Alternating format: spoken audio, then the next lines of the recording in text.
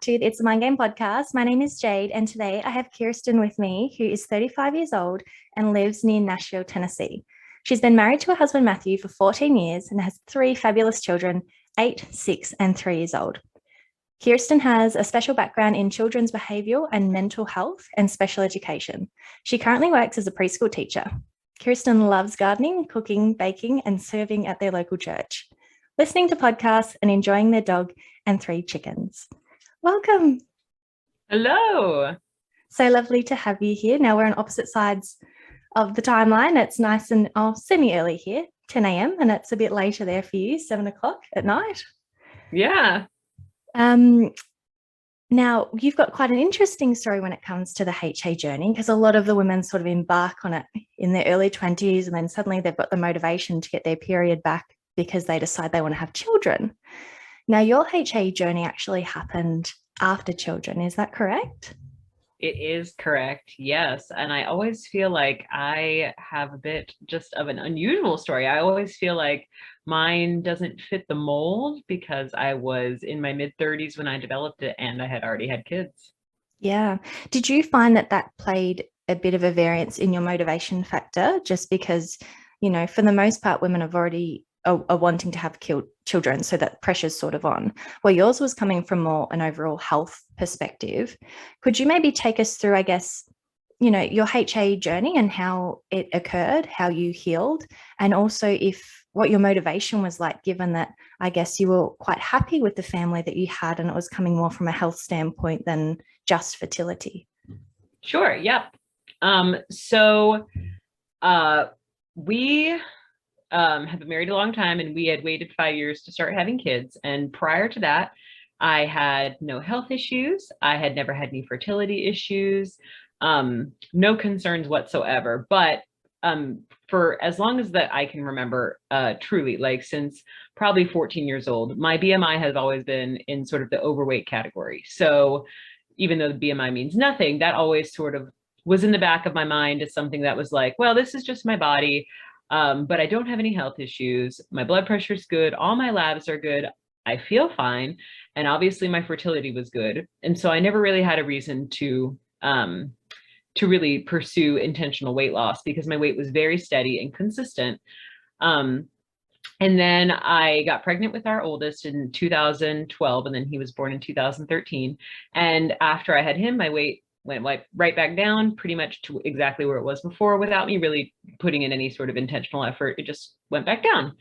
And then I had my second in 2015, and it went down, but not quite back to where it had been. But we knew that we would probably have one more kid. So I was kind of like, well, if I'm going to do anything, I'll just wait, because there's no really sense in changing anything right now, because I know we're going to have at least one more kid. And then I had my daughter in 2017.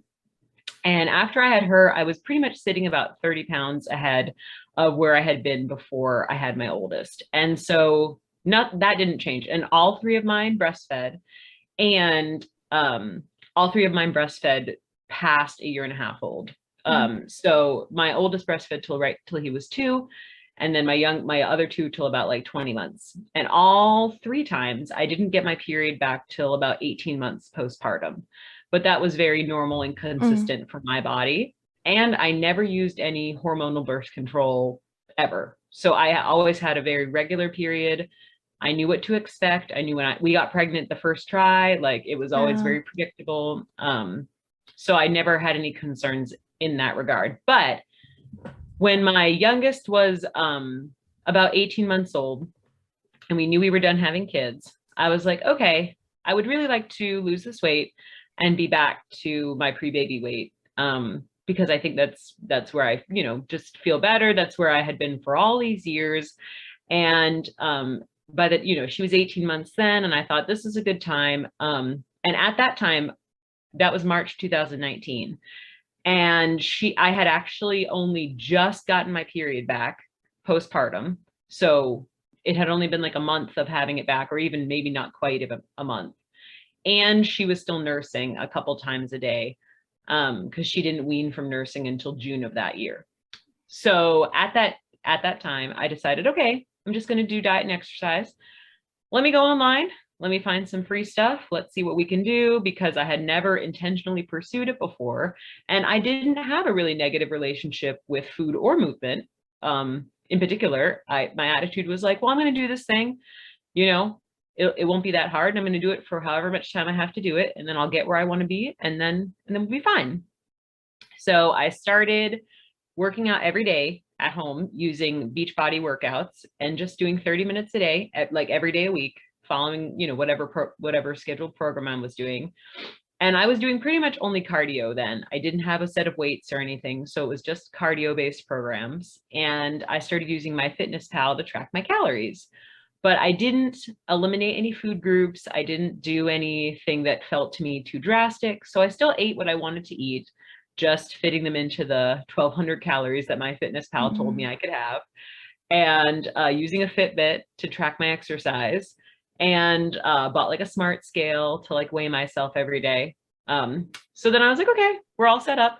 So I just started doing that every day. And I do remember in the beginning, the calorie, I felt very hungry. Like the beginning, I was like, wow, I am hungry. And I was like, well, maybe you just have to be hungry at first. Maybe that's just part of this.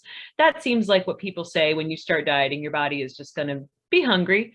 So my body will adapt. And the exercise wasn't that intense then. So I was like, it'll be fine. So by July of that same year, I had lost the 30 pounds and I was like, okay, cool. Well, I've developed these habits now. I'm just going to keep doing them and just see where my body seems to settle, because I feel good. I don't feel tired. I feel, you know, fine, confident. So I'm just going to keep on. Now, at that same time, So can I just ask at that point, because you said you were quite hungry, and then had your hunger cues started to disappear by the time you got to your 30-pound loss, or were you finding that you were still hungry? Yep, I was finding I was still hungry. And that was when I decided to like, so I was still like basically eating, you know, 3 meals a day or whatever. Well, at that point I was like, I'm pretty hungry and this isn't really working. So that's when I started intermittent fasting, because I was like, well, you know what? I'm just going to stop eating breakfast.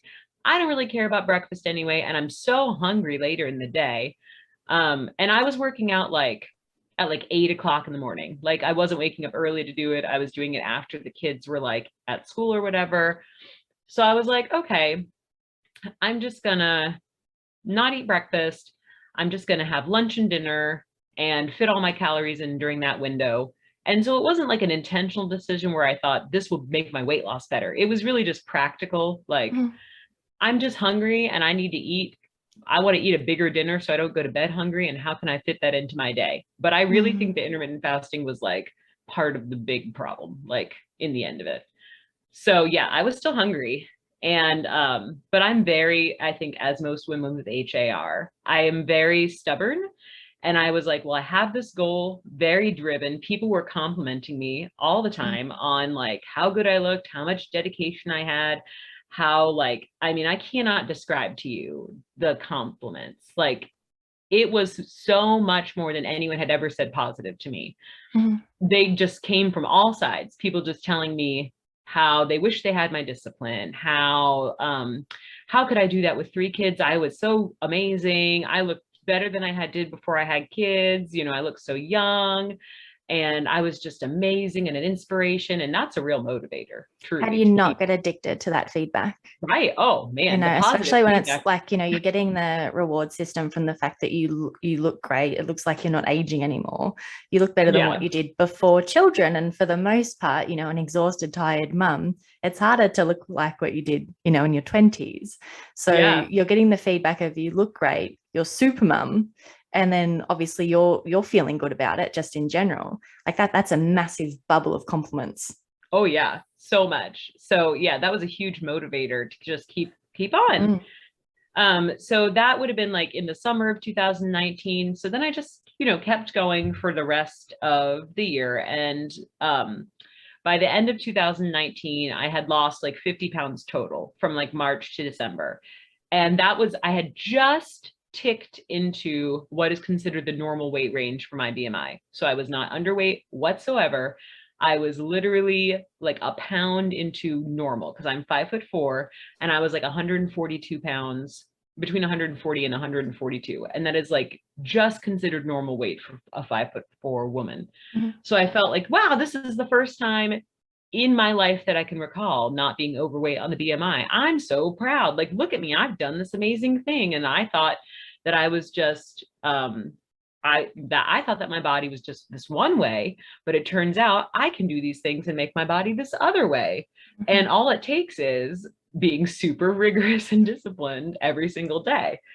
And so by the fall, I had started workouts that included weights. So I would typically do like a weight-based workout plus a cardio workout every day. Because I was while like, okay, still on well, 1,200 calories. yeah, and while still on intermittent 1,200 fasting. calories. Yeah. Right. So that was in like fall of 2019. And I will say that in hindsight was the first hint that my cycle was getting weird. But at the time, I didn't think it was getting weird because it was just because my cycle had always been 30 days, very predictable. So it went to like 28 days, like exactly 28 days for a couple of months. Mm-hmm. And I thought, well, maybe my cycle's just getting like amazing. Maybe it's just being like absolutely perfect at 28 days. I don't know. It's unusual for me, but it didn't feel unusual in the scheme of periods to be exactly 28 days. So, at that point, I was like, okay, now I just want to tone. I don't really want to lose anymore. I feel okay. I feel confident. I'm just going to, I don't know. But then it was like that moment where you go, well, I don't want to gain any. So what do I do? Like, I don't know what to do. I don't know how to stop this train. Like, yeah, absolutely. I don't know what to do now to like maintain this because I want to keep exercising. But I'd like to eat more. And I don't know how to do this, but we started 2020 and in February 2020, my period was late. And I was like, well, this is super weird because I knew I wasn't pregnant because my husband has had a vasectomy. So I was like, this is really, really weird. Mm-hmm. So I actually went to the doctor and I was like, my period's late. And they had this is my regular doctor, and they like ran some blood work and she was like, well, it looks like your period is going to be coming soon. And there's nothing else that looks unusual. So I was like, okay. And then my period did come in February. I was like, oh, well, it's just late. Well, that's weird. I mean, that it was late, but whatever. Then March 2020, COVID hits. Everything shuts down. Kids are home from school. Stress. Life stops. No period at all in March 2020. So I was like, okay, well, that makes sense. It's been stressful.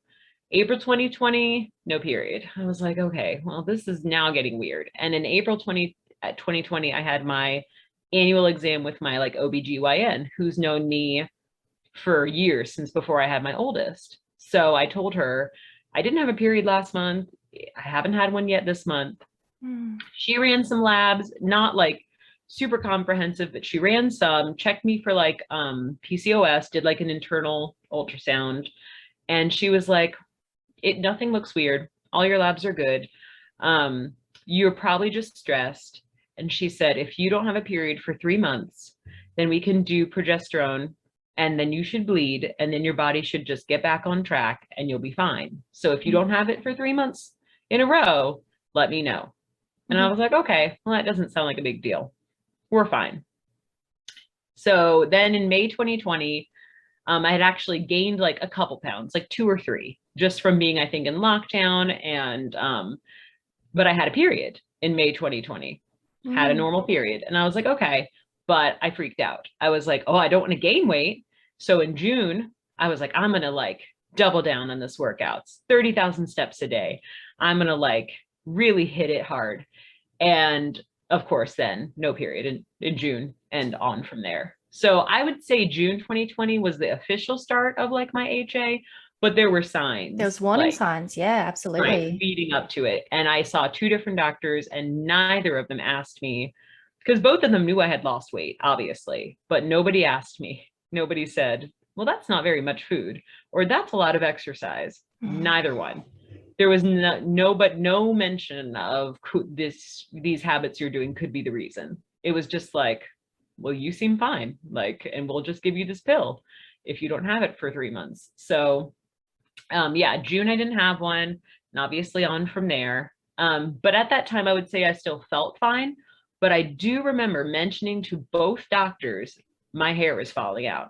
like telling both of them, can you check my thyroid? Because my hair is falling out. And they both checked my thyroid and said, your thyroid's fine. And I was like, I know my hair is falling out, but you both say I'm fine. So I don't really know why.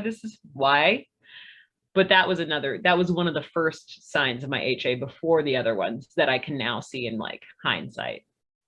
So from like June to September, I had lost like an additional 10 pounds. So like my full weight loss was 60 pounds then total from when I had started. And so June, July, August, September, no period.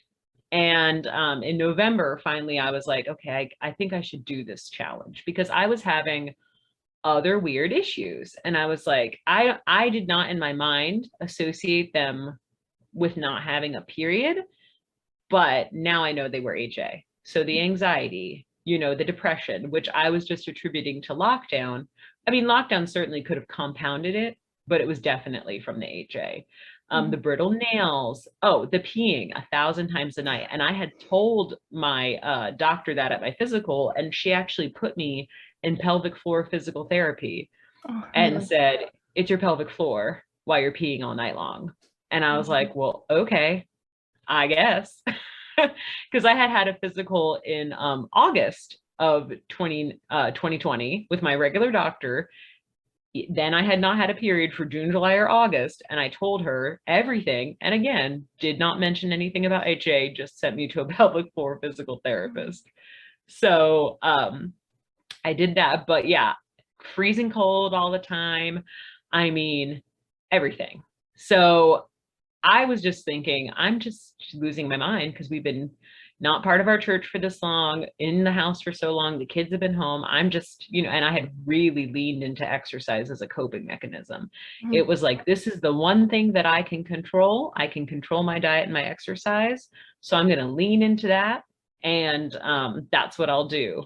But actually last August, I had started my job as a preschool teacher, which was 2 days a week. And that was the first time I was working outside the home in a couple of years. So on those 2 days a week, I ended up waking up super early in the morning to do my workouts. Well, then once 2 days a week, you're waking up super early, then you're just like, I'll just do it every day. So I'm waking up at 4 a.m. every day to do my workouts because my body's just doing that anyway. So then I'm like awake from 4 a.m., not eating at all till noon. I was going to say, you're still intermittent fasting. Right. Not eating sometimes till noon and sometimes till 1, and then stopping my eating after dinner.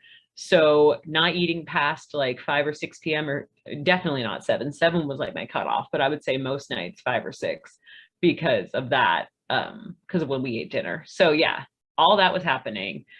And so in November, I was finally like, okay, I'm going to do this progesterone challenge thing, whatever, because I still haven't bled and it's been more than 3 months and I had just been putting it off. So I was like, I'm going to do it. So I took it for a week. Nothing happened, obviously, like nothing happened. So in December, I went back to my doctor, my OBGYN, and I was like, I did it and I didn't bleed. And she was like, then she seemed concerned. And she was like, okay, what weight are you now? And she's like, well, you last had a period when you were like 10 pounds heavier than this. So maybe you need to gain 10 pounds. And I was like, okay, but she still didn't mention HA. She just said, maybe you need to gain 10 pounds. And how did you feel when you were told that? Given that you had worked quite hard to lose the weight. Well, maybe she's right because that was. Yeah, so you could see the logic in it that, you know, when you're and a heavier weight. Yeah. I was like, what? Yeah. It seemed reasonable. Like, I was like, well, I mean, I guess that makes sense that she would say that. And by December 2020, I would say that I was feeling really bad and I still didn't know why. And I was like, well, maybe this will help. Like, maybe she's right about that. But I also wasn't ready to do anything to like do that. And so she was like, I'm going to put you on a month of birth control. And if you don't bleed at the end of that, then it's really bad and you have to come back and we'll put you on something else. And I was like, okay. So I went home from that appointment and I was like, I'm not like, I'll do this month of birth control, but I'm like, in my heart, I knew I'm not going to bleed. I didn't bleed from this other thing. Yeah. And it's interesting. They're just so quick to put you on synthetic hormones. to like Right. cause this bleed rather than analyze, all right, you've essentially had perfect periods your whole life. In the last Right. 12 months, you've lost weight, you've changed diet. Oh, and your periods have changed.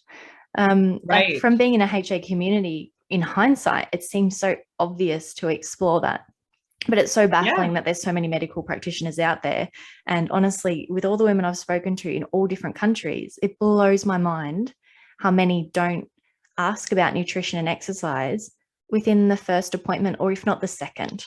Because I Yeah. can understand if someone's a quote unquote healthy weight, that it might not tick over in their mind to ask it because they're just assuming like you look healthy. But, you know, we know now that looking a particular weight doesn't actually imply anything, especially when it comes to our hormone responses. Right. Yeah. So obviously you decided to do the pill for the month and then the bleed didn't come. Right.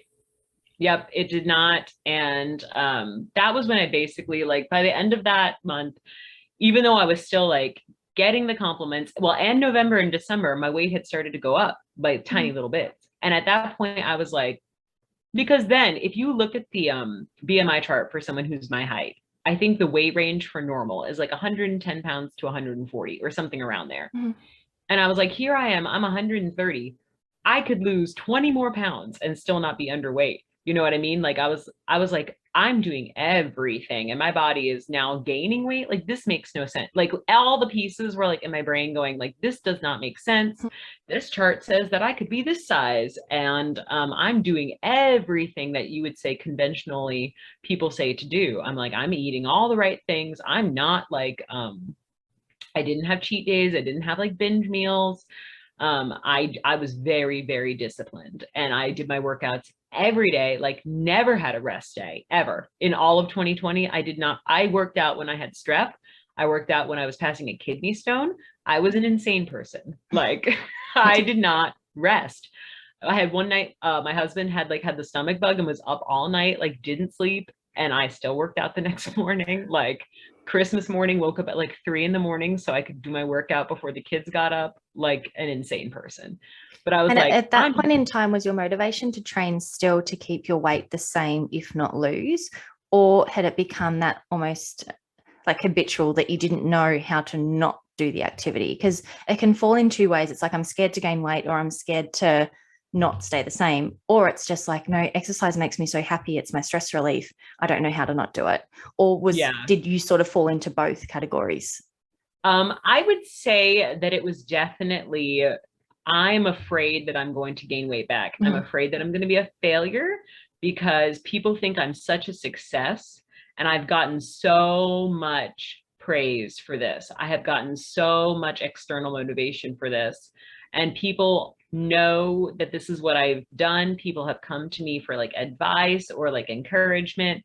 And like, if I gain weight back, people are going to look at me like I am lazy, like I'm a failure, and just not like I'm not going to get any of this anymore. It's all going to be gone. And so that was really my motivation, was like, I cannot gain weight. But I started gaining weight like out of like unexplicably, like there was no explaining it. In like November and December, it was like 6 pounds up between those 2 months, and there was no way to like logically, I was like, everybody says calories in, calories out. I'm eating like nothing and I'm working out so much. Like there is no reason that my body should not be just dropping weight like crazy with as the intensity of what I was doing with the weightlifting and the cardio. So I was like, something is wrong. So I just like went into Google and I was just like typing symptoms and just like looking this, you know, like hair falling out, brittle nails, peeing all the time, anxiety, depression, like everything. Type it in, no period, enter. And then like scroll, hypothalamic amenorrhea. And I'm reading it. And at first I was like, I don't think I could have this because I'm not underweight and I don't have an eating disorder. I was like, I don't really fit the profile of a person who has this. But then when I read the symptom list, I'm like, but I have all these symptoms. Like, I this has to be what I have. Like, there's no other way to explain.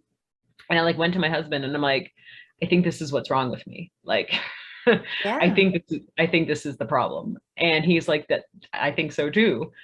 And so yeah, January 2021 was when I was like, okay, I need to figure out what I have to do to get my period back. That was like when I was like, I have to, I didn't know what it was going to take then, but I was like, I'm starting now. Like it's going to start now.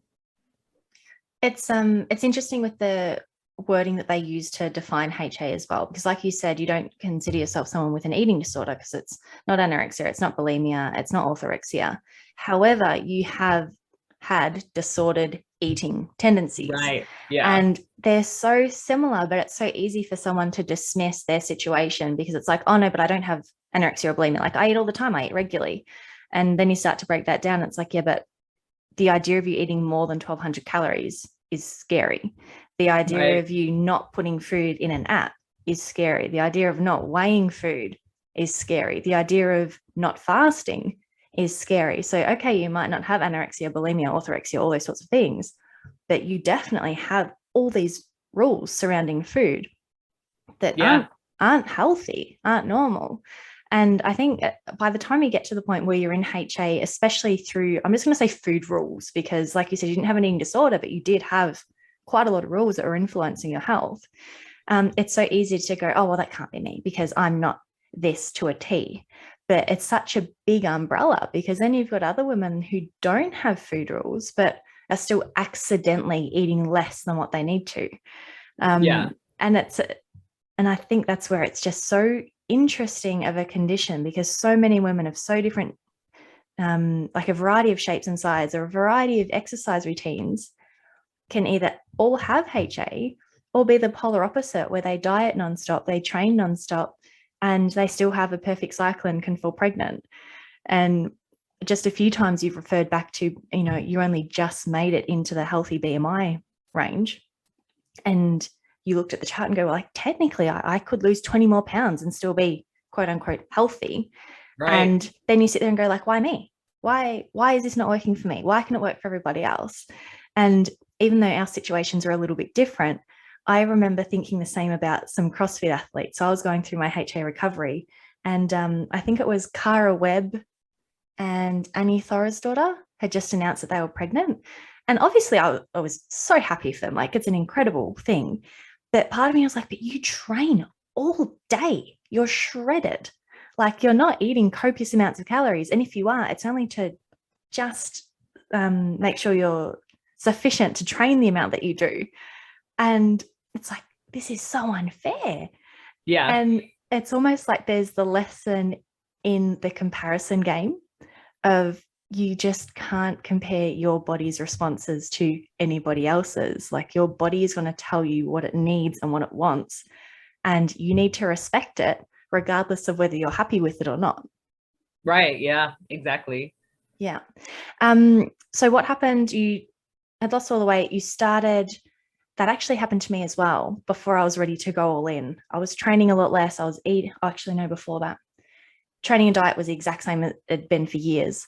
And my weight just started creeping up, creeping up, creeping up. And at that time, it wasn't really spoken about that can happen when you've dieted for too long. And it's your body's way of going, like, we're not doing this anymore. I'm holding on to everything I can get because I don't trust you.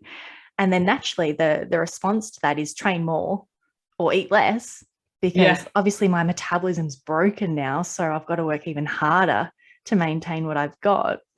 Did you ever Google sort of the why I can't lose weight, and did you get any answers from it? Oh yeah, for sure. And that's why I was convinced that I had a thyroid issue.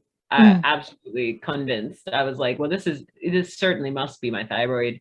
Or it must be like I don't know, adrenal insufficiency or like whatever. Like I was like, I don't. And then also another component, I would say that I forget, but it was also, I think, pretty important, is that I had not had caffeine like for several years because when I first got pregnant with my oldest, like I had like a coffee aversion, like couldn't even drink it. And then I found all of my kids were super sensitive to it when I was breastfeeding. So I had just given up caffeine for several years and it was fine. Like I didn't have any issues.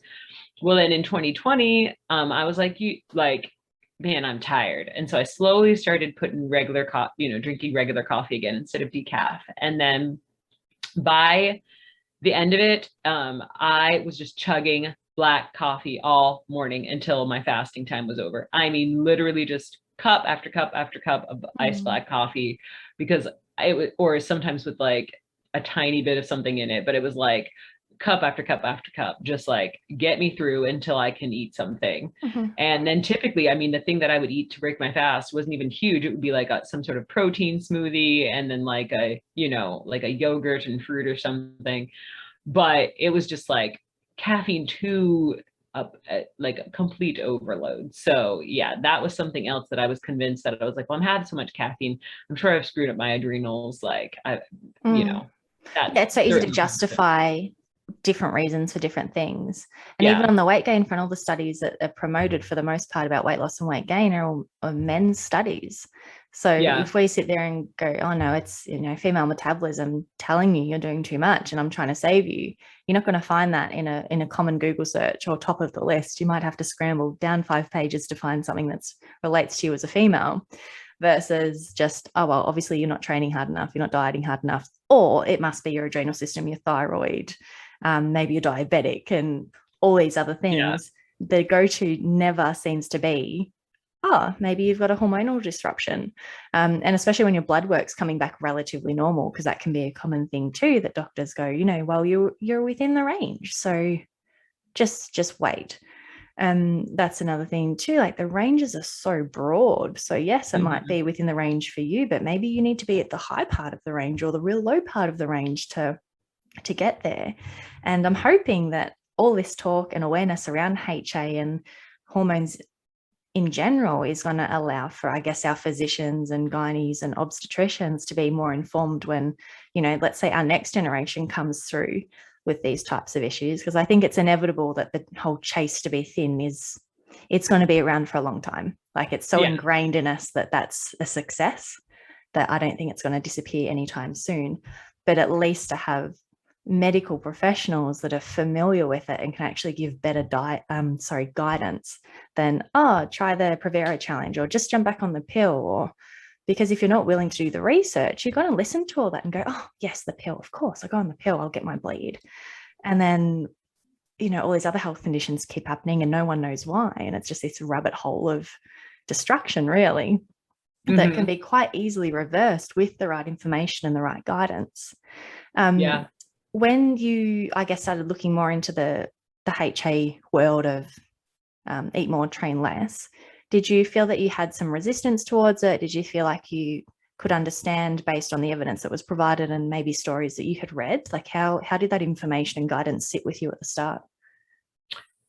So I think the first things that I did was to like join a couple Facebook groups, you know, to just get like an overview, and read a little bit of No Period Now What that they had like available on the Facebook group. And I was like, okay, well, it seems like they say you have to eat this, you know, 2,500 calories and don't exercise at all. And I was like, well, I can't do that.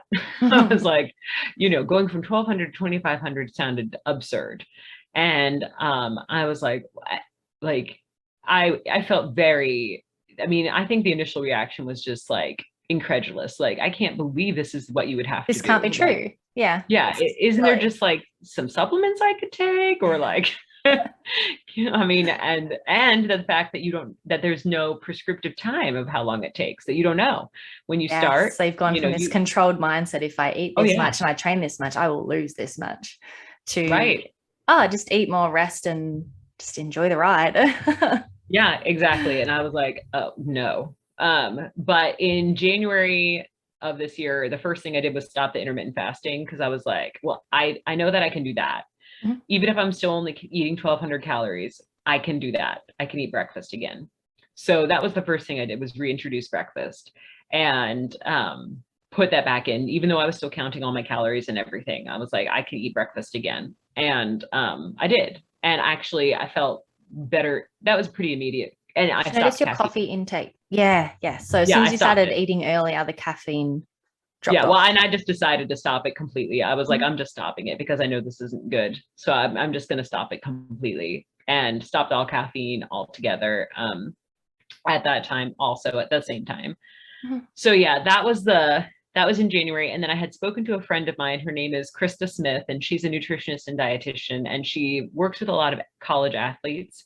And her emphasis is always around fueling. Like she's very like, fuel your body, you know, doesn't promote weight loss. It's very much about how can you optimize your body to be the best that you can be. And so I was like, I definitely need to talk to you because you're going to give me good advice and you're not going to like steer me wrong. So I told her what the problem was, what I was sure that I had. And she's like, yes, I agree. Like you definitely, and I think that was the first time that someone said to me, like, 1,200 calories is not enough food. Like all that time, everything I read, all the apps, all the recommendations were like, that's what a woman needs to eat to lose weight. That is it. That is the recommendation. That's the amount that's prescribed. It's the magic number. Right. Yes. And you just do it and then you lose weight. And that was the first time someone was like, that's pretty restrictive. Like that's not enough food.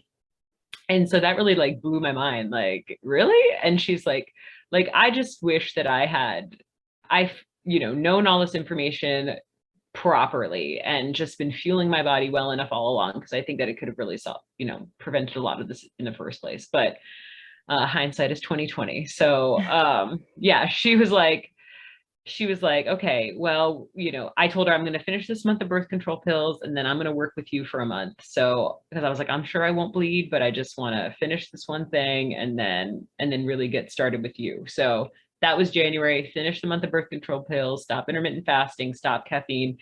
And even though I hadn't increased my calories yet, I was gaining weight already pretty immediately. I mean, still training? Yep, still training. Yep. I had not stopped exercising at all. So I was like, just with that habit change, just stopping the intermittent fasting and stuff, I was just gaining weight already pretty quickly. And so February, I started working with her. And she said, this is the amount of calories you should be eating. And I was like, yeah, I can't do that right away. So we are like, she's like, okay, we're just going to make a plan where you just increase it every week by, 100 calories, 100 calories, 100 calories. And she gave me recommendations of what to eat, how to compose my meals, and was like, she was like, you can keep working out, but if you're doing that, you need to eat extra. Like you need to fuel every workout you do. You need to eat before you move at all.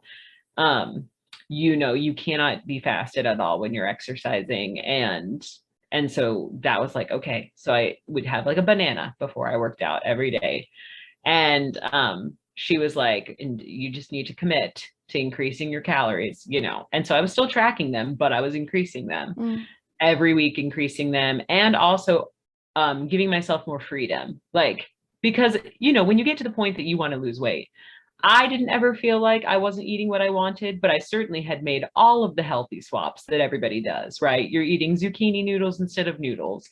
You're eating cauliflower rice instead of rice. You're having peanut butter powder instead of peanut butter.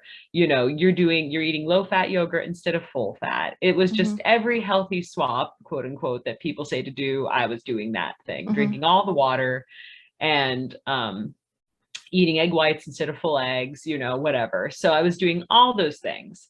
So basically when I was working with her, it was just putting back in the full fat yogurt, putting back in the real peanut butter, putting back in real noodles. She's like, I want half your plate to be like a whole grain. I want half your plate to be like pasta or rice or oats, and then you have 25% veggies and like 25% protein and fats, add your tablespoons of fats. She's like, but I really want you to eat this composition of things in this way. So it didn't feel overwhelming. It didn't feel like I was completely changing every single thing about my life. It felt like, okay, I can do this. I can do these incremental changes, and it's not gonna, because doing all of it at once truly overwhelming. It felt like I cannot do it. And I would have felt like, I think I would have just given up if I had tried to do it all at once. So, because it would have just felt like too much. But for some women, I think they really, really thrive by giving everything up, because they feel like finally they're resting, finally they're eating things that they hadn't eaten. But for me, because I still had such a vivid memory of time before working out, and before, I had not lived a life of restriction. I had lived a short period of time of restriction and a short period of time of over exercising. that I wasn't at the point then that I felt like relief at stopping exercise and dieting. I felt fear. I felt Mm-hmm. a lot of fear at stopping those things because I knew what was going to come next. I know for a lot of women, they've been in very small bodies for such a long time with HA, but I was coming from a place where I had been in a larger body, and I knew that's where I was going to go back to, and I was scared of that. I was scared because I knew how much positive reinforcement there was for being small. And people saying that I was petite, people saying that I was tiny, people saying I looked like a teenager, I knew it was all going to be gone. And so I was scared to do it because I was like, I'm giving up all of these other things for something that people aren't going to be able to see. They're not going to be able to see that I fixed my hormones, but they are going to see that I got heavier, and that's going to be hard. So I think that's why I had to do it more incrementally and could not throw myself just all in all at once. But I think it was for the better. But at the same time, I tell women all the time, if you choose to go that route, you have to recognize it may take longer. Like you're going to put yourself in a position, you're probably prolonging the inevitable if you choose that way. You can't have both. You can't have like a short recovery and not doing all the things. So you can pick and choose. Just know that, you might be getting a little bit longer time it's going to take to get your period back. So I still did not stop exercising, but I took down my intensity, my duration. I kept my heart rate. She said, keep your heart rate under 100 beats per minute, and I did. I was very like, I did not stray from her recommendations. I was like, I will do it. And so that was in like February and then March. And so by the end of March, I would say that like 90% of my physical symptoms were better. I would say that I saw improvement pretty much in all of the physical symptoms. By the March, hair loss, the brittle nails, temperature, anxiety, depression, all of that started to alleviate. Yes, like one thing or another. So I think the first thing was that my nails, like I could tell my nails were better pretty early on. And then my sleep was better pretty immediately, not waking up all the time to pee. Dreaming, having vivid dreams again that I didn't even realize that I wasn't having. Just feeling energy, just like good, steady energy during the day instead of just feeling completely like wiped out and depleted.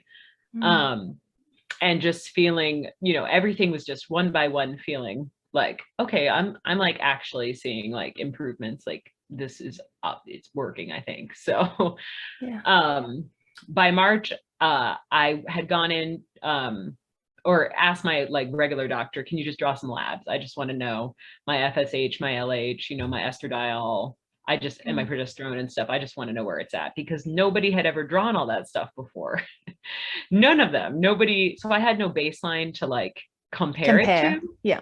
But I was like, I want to know where they are right now.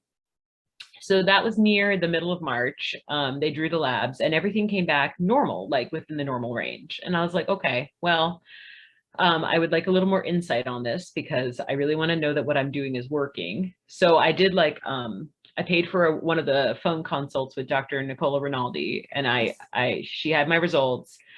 And she said, it looks like your hypothalamus is no longer suppressed by your numbers. And she said, so you're in basically like a follicular phase, like you're kind of stuck in a follicular phase is kind of what it is. And your body just needs to ovulate. And she said, no one knows when that will happen. That could happen in a week. It could happen in a month. You can't control that, but your numbers are indicating that, you're growing follicles and your body is getting ready, but you just don't know when it's going to happen. And so at that time, she said, you can do a course of soy isoflavones. And if your body is ready and nourished and fueled and your hypothalamus is working again, then the soy isoflavones can kind of work like a Clomid and they can get you to ovulate and you'll have a period. But if your body's not ready, they won't do anything. And so then you've got to keep on and then maybe next month try again with the soy isoflavones. So she said, take this dosage, for 5 days and then you just wait. So I said, okay, they weren't expensive. I can buy those, and it seemed like, won't hurt anything to try. Like, can't make it worse. So what are they? So I've never heard of it before. soy isoflavones are a supplement. If you look at the bottle of them, it says for like menopause relief, but she said basically they work as like a non-prescription Clomid, where they can sort of make your body, raise the estrogen and then sort of go down, and then your body will ovulate, kind of thing. It can get your body, it can work like that if your body is already like there. If it's ready. Yeah. And then if it's not, they don't hurt anything. Like nothing will happen. And you don't have to get a prescription. And so I was like, okay, well, I can buy those at the health food store. They're not expensive and I can just give it a shot. So I did that for 5 days and then I just waited. I was like, okay, cool, I'll wait. And I was using like ovulation test strips then. But even without the strips, I ovulated. Like I knew like a week or two later, like I for sure ovulated, like cervical mucus, like ovulation strip spike. I was like, okay, cool. Like that's cool. So from first pill to my first recovery period was 22 days. So my body was probably pretty close to ovulating anyway. Like maybe, and that just sort of nudged. Yeah. Right. Yeah. It was already like there. And so the funny thing is when I got my period back, I pretty much was right back at the weight that I was before pre-baby, like exactly the same, like that I had been for all those years. And my body was basically like, see, here you are again. Like, this is where we've been. Like your effortless, healthy. Right. It was kind of like, this is where we want to be. But for me, of course, it still feels like a failure because I'm still 20 pounds overweight on the BMI. And, I'm not getting told that I'm small and petite and tiny anymore. And I'm not being told that I look so good for a mom of 3. I just look like a normal mom of 3. And, you know, I don't look like a healthy, quote unquote, healthy person anymore. So that's frustrating. But yes. And then I used the soy isoflavones once more because she said, you can take them starting on day 3 of your like recovery period, and that will kind of get your body going for the next one. And so I did one more course of them. And my first cycle was like 42 days, like April to May. And then I didn't use them again for the next cycle. And it was like 42 days from like May to July because the dates fell weird. And then I only used them the first 2 cycles. And then I had another cycle from like July to August was 37 days. And then I'm waiting for my 5th recovery period now. Yes. And so this one now is looking like it's going to be probably like a 40-day cycle. But the interesting thing is that with tracking my ovulation, my luteal phases are all totally normal. But my follicular phases are still long. So I haven't quite figured out why that is yet. Because my labs, I had them drawn again in May on like cycle day 9 and they were all normal. And I had them drawn at my physical a couple weeks ago, which was like 5 days before I ovulated, and they were all normal then. So it's nothing that's sticking out as like being totally out of whack. So it could be my body still just regulating. I don't really know, but I never completely stopped exercise. I just took it way down from where it was at. And then I never completely just ate like 2,500 calories, like, deliberately, but I ate without restriction throughout the day from before I worked out until I, constant throughout the day fueling in all the categories of like protein, fat, carb, that was basically the route that I took. So yeah, now I'm waiting for my 5th recovery period. And hopefully that comes here in the next week or so. Well, congratulations on recovering your period, because it's no small feat, that's for sure.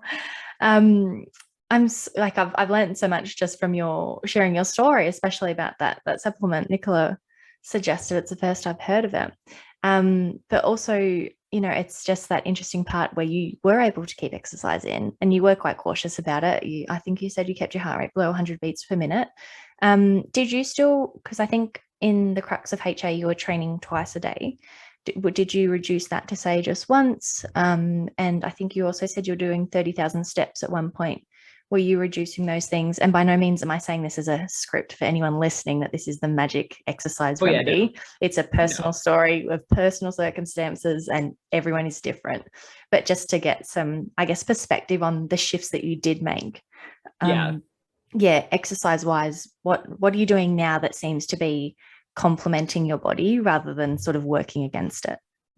Yeah, so I think a lot of it was that I did take like a full week off of exercise sort of in the beginning time to just be like, okay, I'm going to fully rest, fully see what my body kind of wants and what it needs. But after that, then I was doing a couple different like beach body programs essentially, but then I started focusing on one that was like just weightlifting, and there was a little cardio component to it, but I didn't do it. Like I did all the modifications to keep my heart rate low, and my heart rate doesn't go up when I do weights at all. Like my heart rate does not go above 100 when I'm doing just like curls and stuff.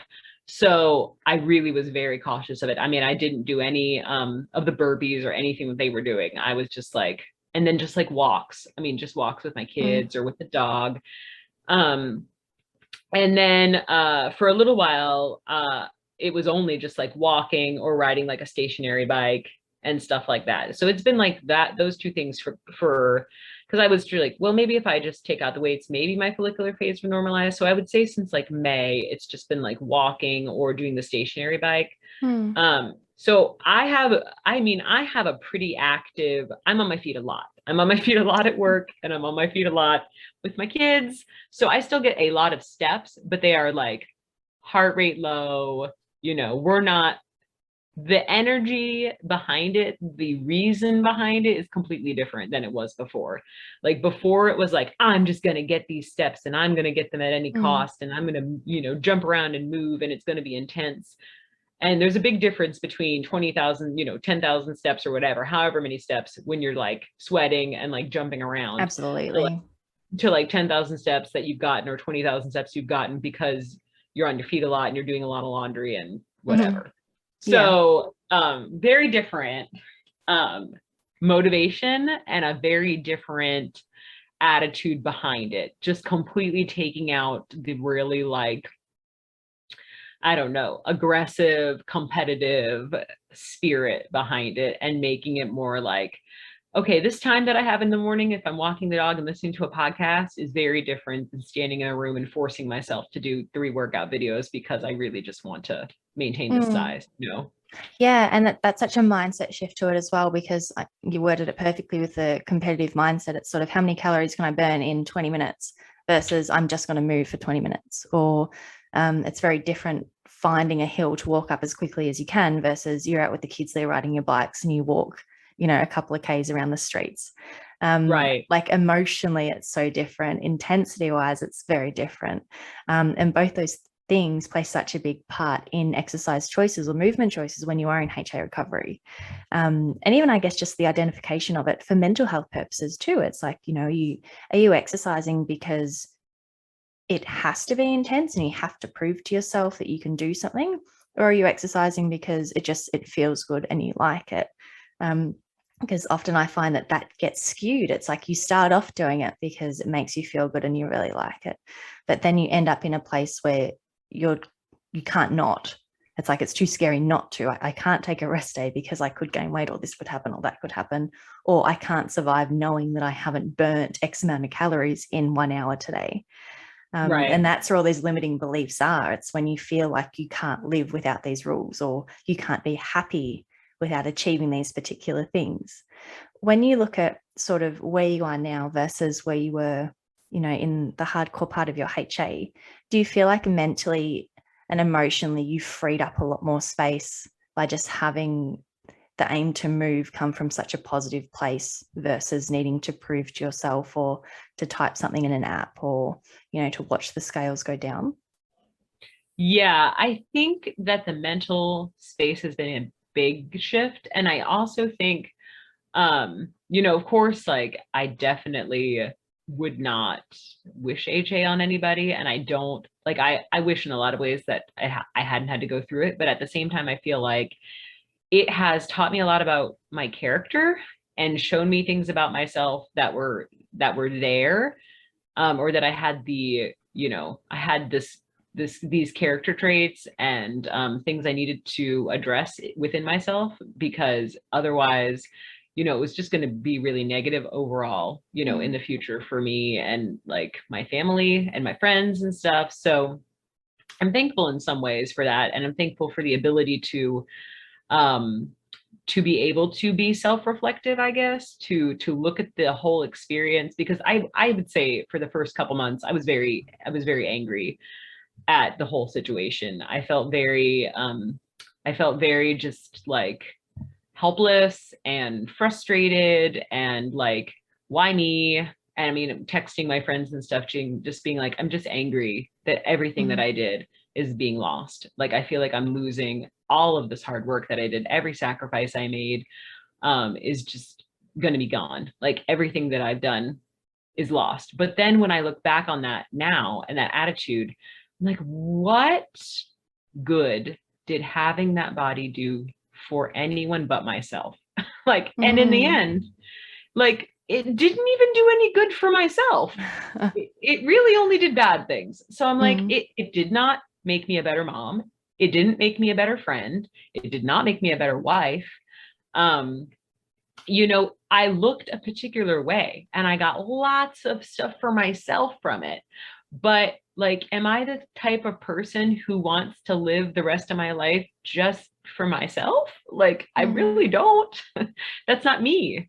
That's not who I am. That's not what I value.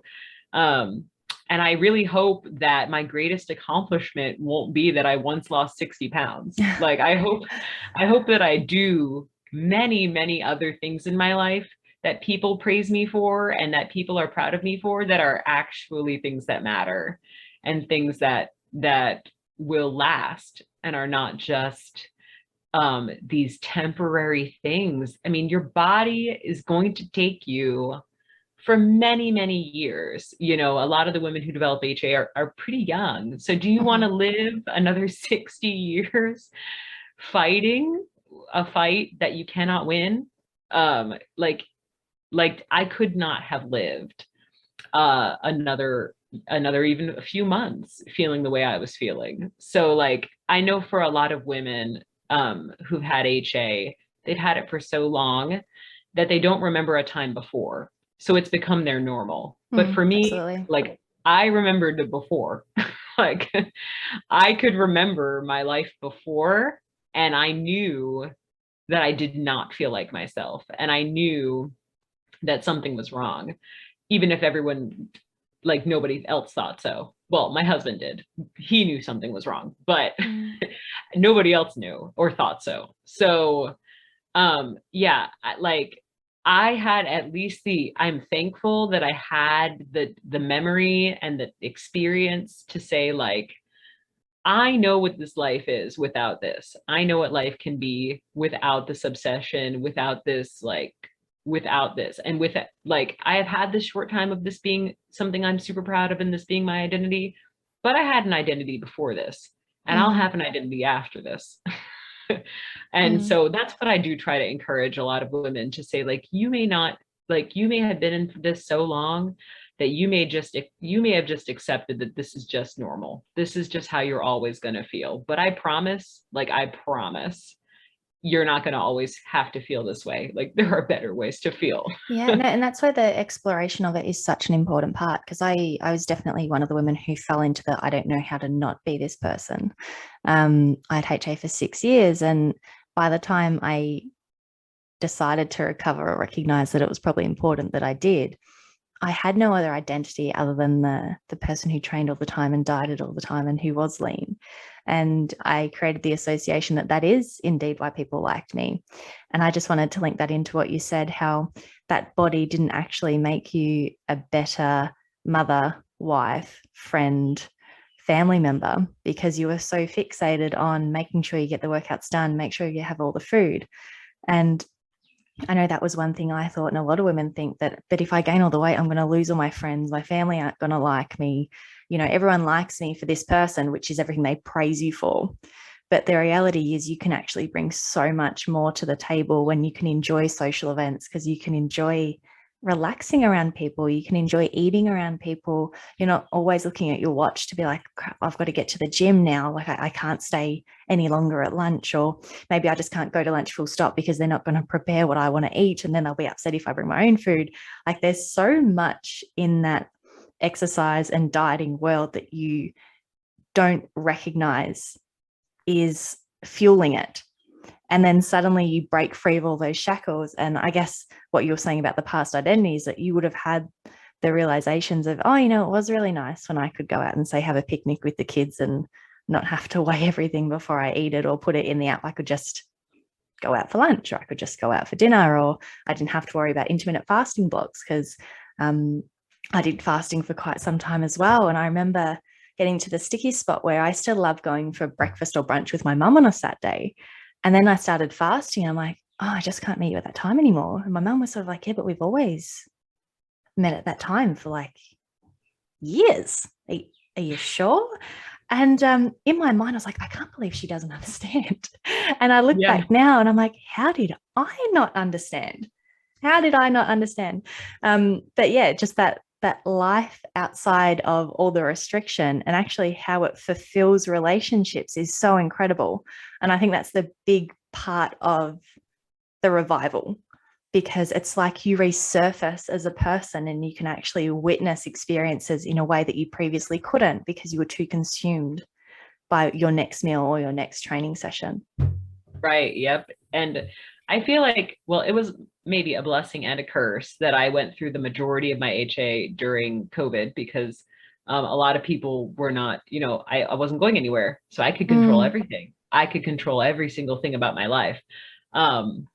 So in some ways that I'm sure made it worse. And then the only person who was really having the brunt of the bad experience was my husband, which is, not great for him, but anyone else to see from the outside or was having like, because, our church was shut down. I wasn't networking. Like there was nothing. It's like you could have some privacy.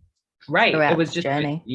My own, like, well, I can work out as long as I want to, and I can eat exactly the way that I want to. And I can even put in all my meals into the app before the day's even started, because I can know exactly what I'm going to eat for the whole day. And that's going to be it.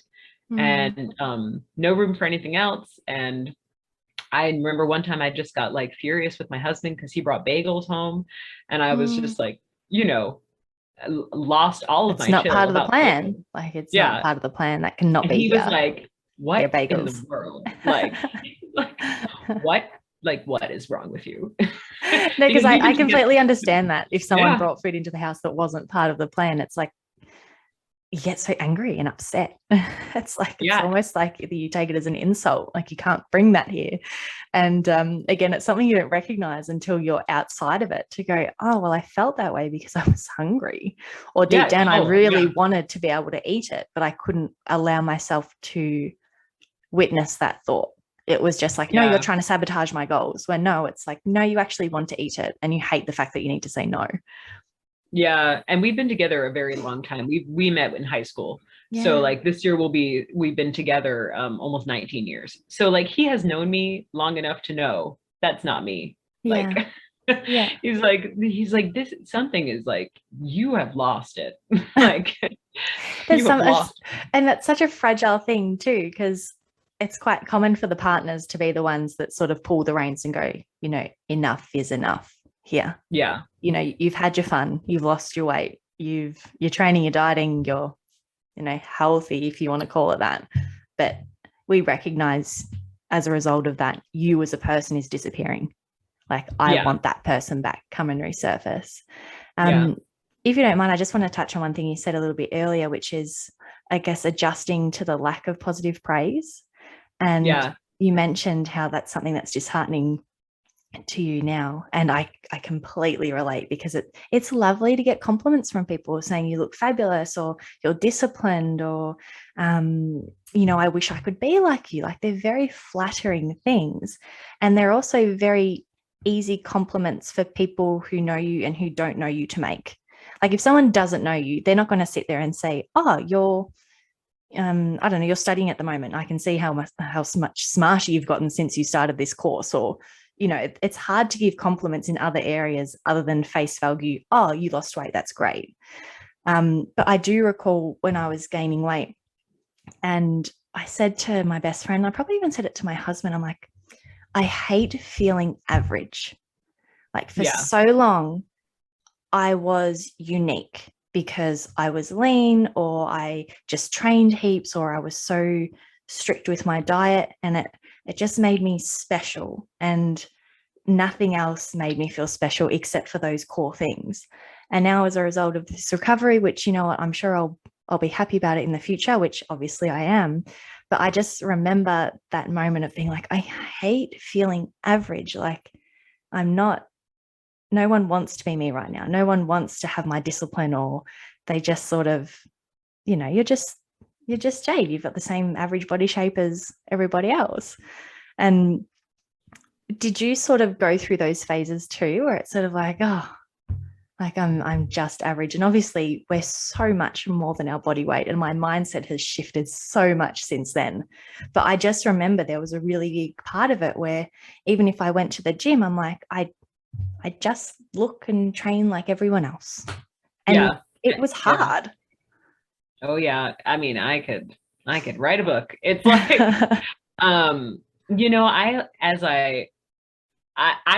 fully recognize why I was sort of like primed and right in the position to be the kind of person that all of this diet and weight, like exercise and being this fitness, the whole fitness culture was aimed just squarely at me, because I was a mom who wanted to get her body back, and you know, who had lived in a body that was classed as quote unquote overweight for as long as I could remember. I have never been teeny tiny. I also don't, you know, I've never been extremely large. I've always been in a body that is slightly overweight, and you know, never had any health issues, but also never really was what anyone would consider an athlete or anything by any stretch. You know, I was very successful in lots of other areas, but that wasn't something I ever intentionally pursued, because I did not even think my body could do that. I didn't recognize, you know, I didn't think that was something that I could pursue. You know, it just never even occurred to me that that was something that I should do. But when, you know, when diet culture comes to you, when this fitness culture comes to you and making all these promises, and then when you engage in the culture and you are getting the things that it promised, you're getting the praise. You're getting, at first, the energy. You're fitting clothes you didn't fit before. You can shop in any store and wear anything you want to. There's no limits. You're walking among other women and just feeling like, oh, I fit in. I'm not bigger than anybody here. My body is the same as all these other people. Like, for the first time, I could be in a group of friends and know, like, I'm not the largest one here. I just look like everybody else. And I'm not by any means saying that I live in like a sort of marginalized or oppressed body by any stretch, but I definitely many times in my life have been in a group and gone, I'm larger than most of the other girls here, and I don't like it. I don't feel like I belong. And not that anyone would say that to my face, but it just was a sense that was like, why can these people be this size pretty much effortlessly, but this is the size that my body is effortlessly? You know what I mean? Like, they aren't doing anything. You know, my roommates in college who I lived with, and I watched them eat, and I watched how they did or did not work out, and they were living in small bodies. And I'm like, I live in the same place as you. I eat pretty much the same as you, and I work out or don't the same as you, but my body's not small. That felt unfair. And when I recognized that I could lose weight and I was getting all the things that diet culture promised me I would get, I was like, oh, for sure, I'm gonna do this thing till like I am not gonna stop. Like, and I'm thankful. Like, for me, my faith is really important in my journey. So for me, I would say that God was like, look, you won't stop, but I'm gonna make you stop. Like, this is bad for you, and I'm trying. Like, there's a saying, like, you know, God's gonna whisper, but when you don't listen to a whisper, I have a visitor. Hello. Yeah. He said God's gonna whisper, but if you don't listen to his whisper, he's gonna shout, right? So like, my body, you know, he was giving me signs and signs and signs, and I was ignoring it. And finally it was like, okay, you're doing these things that are really bad for you and your mental health and your family and everything else, and like, you're not gonna stop on your own, and I'm gonna make you stop. Yeah. No, I And believe in that wholeheartedly though. It's like you'll get a little sign, a little sign, a little sign, a little sign, and then hey, you're not listening to me. I'm gonna make it that big of a sign you cannot resist. Boom. yeah, yeah, you cannot resist. So We have one friend right now, Mommy. yeah, hold on, I'm talking, okay? Go to sit with Daddy. One friend. One friend. Go sit with Daddy. Mm. Okay. So yeah, that was basically what happened. And I definitely absolutely see the reasons why it worked. Like, you know what I mean? Why diet culture got exactly what it wanted from me. It Yeah. got my money, it got my time, it got everything. Yeah. I'll ask one more question and then we can wrap things up. You mentioned that you used to walk into a room and you'd sort of work out who, like you'd compare your body shape to other people. And that would, I guess, dictate how confident you were in the room. It's like, am I the biggest? Am I the smallest? Am I somewhere in the middle? And I think that happens for most people. When we walk into a room, we sort of take a look at weight or image or clothes, and we kind of observe, do we suit this environment?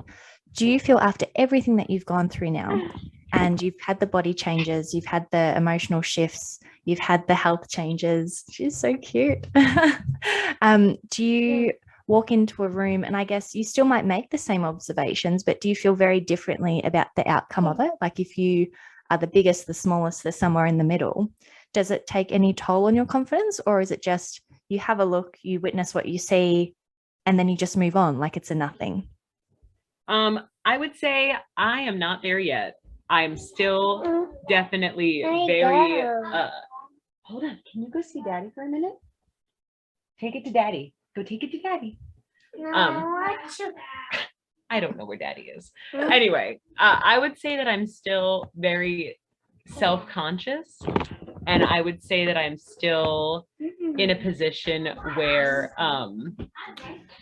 I am not fully confident in the body that I have now. And I'm thankful and like I'm like relieved I have my period. Like I feel like, okay, I have all these positive things.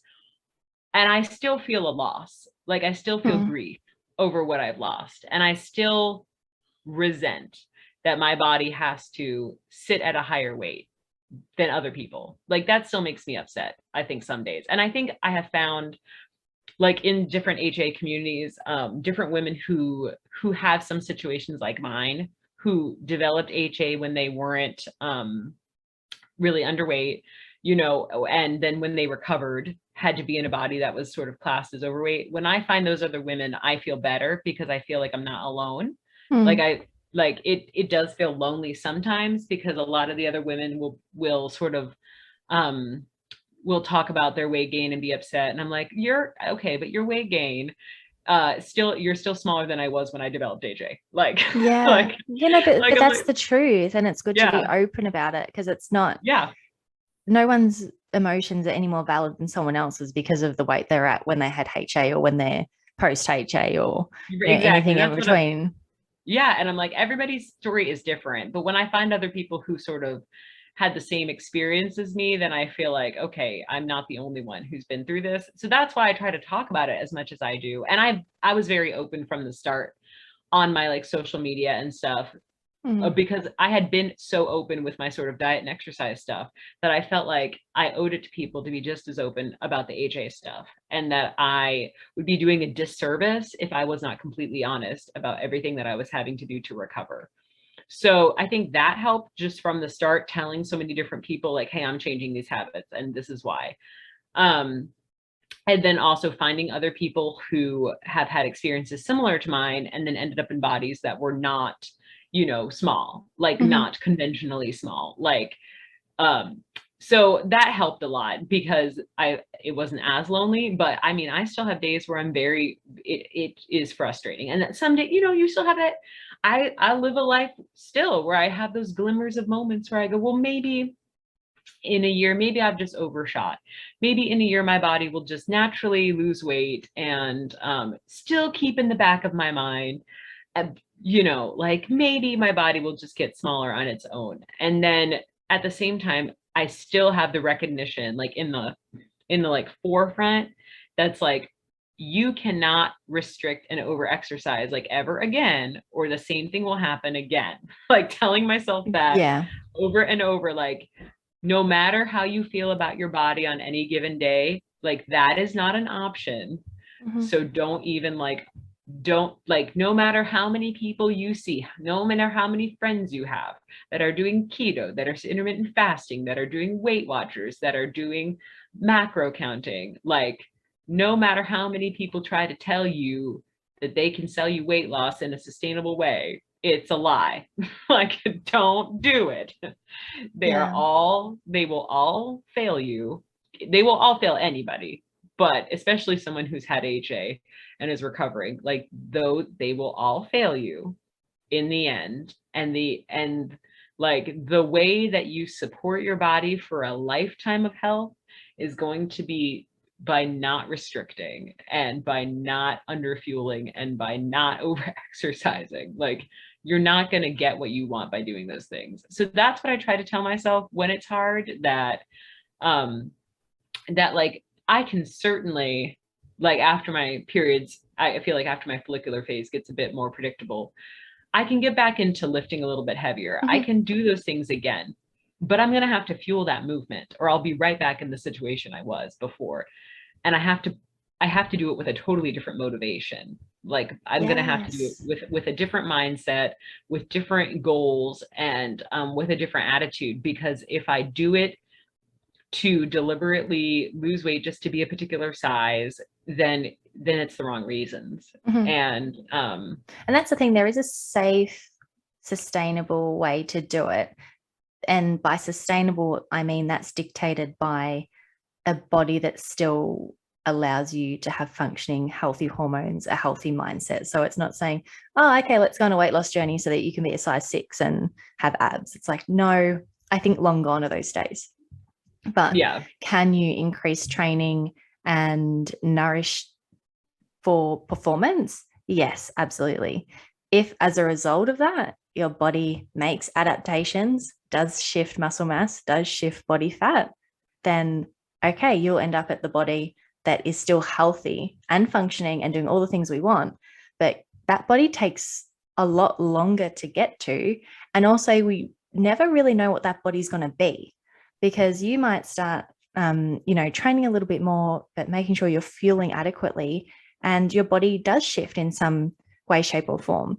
But you might have that one shift and then it's like, no, this is my new base and I'm staying here for 6 to 12 months. And that's not going to sell on a TV ad or a magazine. The only things that sell, that quick, fast sort of, 1200 calorie intermittent fasting kind of thing, like so many of us have fallen for it, myself included. And I think that's the exciting part about the next journey. It's like, okay, well, I'm not going to dictate my next steps by everyone else's rules. I've learned that intermittent fasting doesn't work for me. I've learned that copious amounts of cardio doesn't work for me. So what does work? What does facilitate exercise in a way that still honors my body? What facilitates nutrition that still honors my body? And where do I end up? Like you're saying, on those down days, it's so easy. And I do it myself, where it's like, you just want to slip back into a diet and excessive training, and you could be so happy, but it's just this little thing that kind of niggles at you. And I think for a lot of women, regardless of what their starting weight was, what their weight loss was, there's always that something that wants to be the smaller version of you. Yeah. But knowing to nip that thought in the butt so you don't go through the whole journey again. Because as you said, it's one thing that we know is that the way you were eating and the way you were training, if you do it again, you will get HA again. Yeah. It's not like you build up a resistance to it. It's like, no, we know your body does not like that. Yeah. Yeah. And like diet, another, just like sort of having your eyes open to the ways that the fitness industry and diet culture and all of it is just there, right? That's all in your face. You're going to get ads for it. You're going to see it all around you forever. You cannot avoid it. But what has really helped me is deliberately engaging myself in people who say the opposite. So, which it frustrates me that anyone has to work so hard to find the people like who are anti-diet, who are intuitive eating, who are health at every size. Like, you really have to work to find them.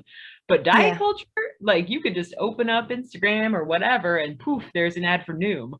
Like, there you go. Like, listen, you know, whatever you're doing, it's right there in your face. But if you Yeah. really want to read about people who are talking about all these other things, actual health and everything, you have to like seek them out. But I spent a lot of time doing that, you know, deleting Instagram accounts that weren't serving me well, finding new ones to follow, and listening Yes. to all the podcasts and everything, just trying to really learn another way of thinking, and just saying like, oh my goodness, like I can be healthy or pursue health at exactly the size I'm at, and I can be accepted in exactly the body that I'm in, because you know, it doesn't matter, like in the end of the day, like this body's going to take me through my life, but this body is not my like ultimate purpose. And Yeah, absolutely. yeah, I love what you said about the Instagram pages too, because that's definitely something I did and I encourage other women to do as well. It's like anyone who's promoting their 6-week summer body, their celery juice cleanse, their diet, their detox, their anything, or even someone who's just always in a teeny tiny crop top and shorts, because you know what, they could be healthy, but at a time when you need to gain weight, it's not really helpful to watch that. And if anything, it can be quite upsetting and triggering, because it's like, well, look at her, she's fine. Like, why can't I be fine? And right. through that process, I did what you did. I started following women that were more body positive and had fuller figures and still had beautiful photos on their Instagram. Like, it still could have been fitness photos, or it could have been on a beach in a bikini, or, you know, any kind of environment. And the main thing I witnessed was that submersion into imagery is so important, because I went from a place where I only saw certain bodies, and therefore I had created the idea that only those bodies were beautiful. But then when I started looking at other women, all different shapes and sizes, I could very easily go, oh, she looks beautiful, she looks happy, she looks like stunning in that outfit, or it wasn't actually tailored to their actual size. But somehow I thought the size is what mattered. And then I did that culling of Instagram, where I started having body positive women and, you know, women that were involved in, I don't know, fashion or spirituality, or, you know, it wasn't the fit chick. And I started to recognize that, oh, I actually think these women are just as beautiful, and I actually aspire to be just like them for all different reasons. And you know what? Their body actually makes no difference. And it blows my mind that I actually had to teach myself that, because I truly believed small is good. And then I started looking at all these other images and went, oh, like every size is good. Every size is great for all different reasons. And at the core of it, it was just confidence. Yeah. Like if you even had a plus size model come through, just smiling, radiant, you go, oh, she's beautiful. Not for a second did I go, oh, she's bigger than the size 2 over there. Not for a second. I just went, wow, she looks confident and fabulous. Yeah. And there was like, I mean, there was many times while I was dieting, exercising, because I would say that, you know, growing up, you know, because I'm 35. So growing up in the 90s was not a time for body positivity. That was a time in the early 2000s. That was a time where there was one body that was acceptable, and it was very small, waif-like and thin. And, you know, I remember even my parents telling me things like, because I, you know, I did theater, I love to sing and stuff. And it was always like, well, you know, you'll never be successful in that because you don't look right for that. You don't have the body for that, you know, you're just, it's just not for you. Like I always had the sense that like, well, I'm not very pretty, and I'm not this very petite little body thing, but I have, you know, I'm smart, and I'm good at all these other things, but I'm not ever going to be pretty, and I'm not ever going to be skinny. And then, you know, when I was able to lose the weight, I was like, well, I may not still be able to be pretty, conventionally pretty, but I can be skinny. And so that's what I really cling on to, because it was like, well, I've always felt like I don't really have these socially acceptable looks, but now I do. Now I'm very socially acceptable. And I just wish that childhood Kirsten could go back and grown up in a time where you can go on Instagram and see all of this body diversity, beautiful, beautiful women, and see advertisements and walk into stores like in the US, like Old Navy now just expanded their sizing to 5X in the stores, and going up and seeing all the models posted up in the store of all body shapes and sizes. If childhood me could have had that experience, I think a lot of things would have been different about my attitude and the body that I was naturally given. I would have felt like, oh, I'm not like some weird, like I have to change this because I wasn't naturally born in a small body. Like, look, bodies of other size exist. Yes. And they're not all just like apologetically overweight. They're not all like overweight women who are saying like, I know, but I'm dieting tomorrow. Like that was the attitude when I was younger. It was like any woman who wasn't particularly small was constantly on a diet. Yeah, it was trying to get small, regardless of whether that was true or not. It was like the default setting. It was. Yep. If you weren't small, you were trying to be small, and you weren't unapologetic about your size. You were always apologetic. It was like, well, I know that I'm not small, but I'm working on it kind of thing. But now it's so different. It has shifted. And if you just go out there and you try to find them, you will find those women who are saying like, no, I don't have to apologize. Like body diversity is real. And if someone can be naturally thin, which we all know that is true, then someone can also be naturally not thin. And it's okay. Like that's it for me. So like I just need to reconcile that. But there's a lot of things that I would say led to the HA, you know, from things I grew up with, from culture and like everything, and it all just built up. And I'm not surprised now that I like look at it, but I do feel like a huge part of combating it is just exposing yourself to people of other shapes and sizes and races and everything. If you just expose yourself to them and you see them living an unapologetic life where they wear what they like, they are eating unapologetically, they're successful. They're not like, and a lot of them have partners and families and have all the things that society tells you thinness guarantees you. And then you see somebody who's not thin having all of those things, that it's not like an anomaly. That's not like a freak of nature. It's not that's the key. Just like, right. Like, oh, like there's a large person having like a happy life. What a weird thing. Like, it's not like, it's just normal. It's just that the media didn't show it to you before. Yeah. And so everyone's out there acting like this is some weird, crazy thing. Like there haven't always been people in diverse bodies living rich lives, but there always have been. It's just they weren't on TV. There wasn't media about them. They didn't have a platform. So I know social media can be bad in so many ways, but it also can be good because if it's used properly. Yeah, it gives a platform for people who would not normally be shown in mainstream media. To be out there saying like, hey, I exist, like, and I'm happy. Yeah, and I'm happy. Like you don't have to restrict and to live a partial life just to maintain a particular size. Like you can live a rich and full life in the body that you were meant to live it in. And that's the message that I repeat to myself, and that I like when I feel discouraged, that's where I go to those people who will share those messages. And of course to my friends and family who I know loved me then, loved me always, love me now. Like they don't love me any less now than they ever did before. They are they're still there. Nobody left me. Like I didn't lose anything. But you know, I was able to gain a lot of things back that I had given up. So yeah.